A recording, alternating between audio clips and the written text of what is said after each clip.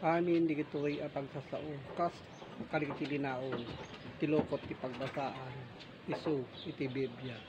Tadi iti kapsat ngayon na ibagbaga gapo iti ay na pang Kristo o may babaen iti espiritu na kinunana kaligitoy na ilanat kaligiti sorsura.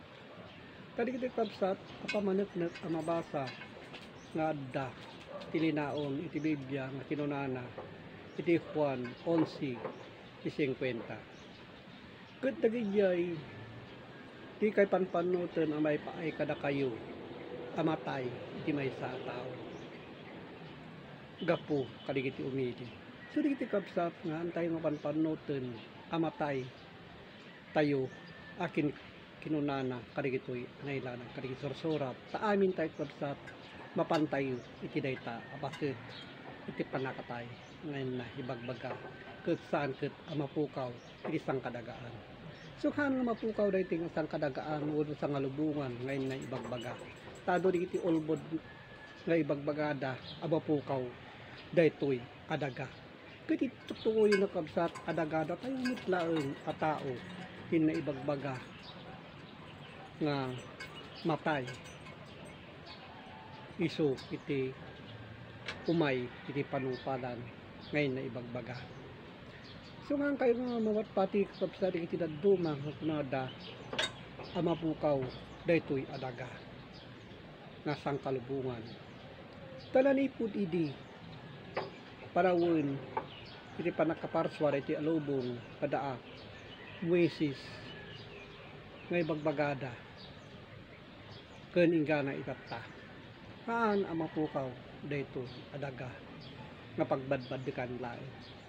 Tadi kiti kapsatin na ibagbaga tuktukuyen nga rod iti tao nga kinunana ang mabasa ito muna at Timoteo 4:13. Aging ka iti ay ko kinunana nga po ng Kristo umagawa ka iti pamagbaga panagbasbasa di kita iti kinunana iti panag sorsoro so di kita pin na ibagbaga iti nga ingkas kasaba kaligiti ado atatta. So di kita apamanet na kas adda kapagilasinan tayo di gitoy asasao.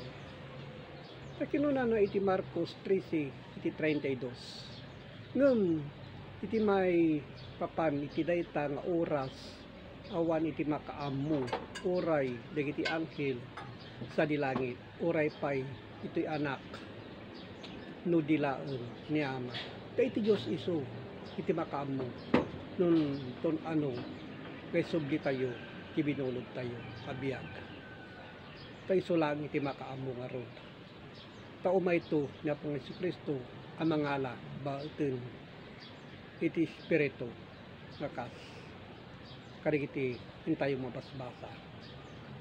Iso nga di espiritu iso tiyalaan na ket mabati iti lasag tayo daytoy asang kalubungan.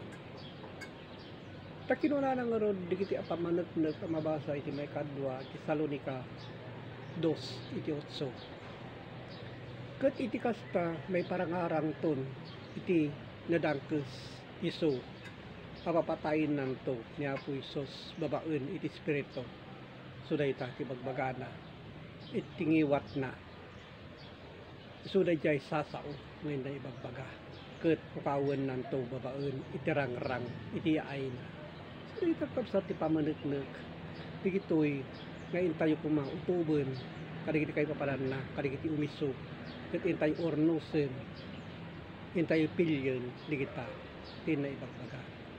So nga iti kapsat kapapatag digitoy kapakaadalan tayo papasorsoruan tayo kadigitoy iti intayo pagilasinan no kasano iti panagaramid tayo tinapudno a panagpamati so digita ket agyaman na kakabsat digitoy na maawatan nyo so digitoy may nakungar ipapaabot gapo iti Facebook tak na maawatan si tunggal maysa kada tayo nagturog iti Apo so dayta kay ti Diyos nga rod may isang espiritu awan kinakakita kingkuana no dilaon dahil nagapukin kuana may so na po sa Kristo Dayta itinapod mo ngadda nga intay suksok natin bautin tilinaon ti Biblia. So karon may papaabot ko kapsa gapu ti Facebook, gapu ti YouTube, digito ita no maadal yo padigiti kay paparang. Ket agyaman nak kapsat padigitoy itin na sinagsagaba iti napong si Kristo gapu iti paningwan-wan na ring isang salaysay na kadigitoy asorsorat. So ang awatin tayo kapsat kay kinapatag gapu iti pamati saan ket nga gapu iti religion. Ta iti religion kapsat may tawtawag nga kas maysa a negosyo bautin laeng iti kwarta. Ano mga kailangan iti Dios iti kwarta no dikot na tayo at tao itag kailangan iti kwarta. So dayta. So ngagyaman nak no maawatan nyo ito'y asasao. Ket agyaman nak mo iti Dios Ama nakabalin. Iti so amin. Amen.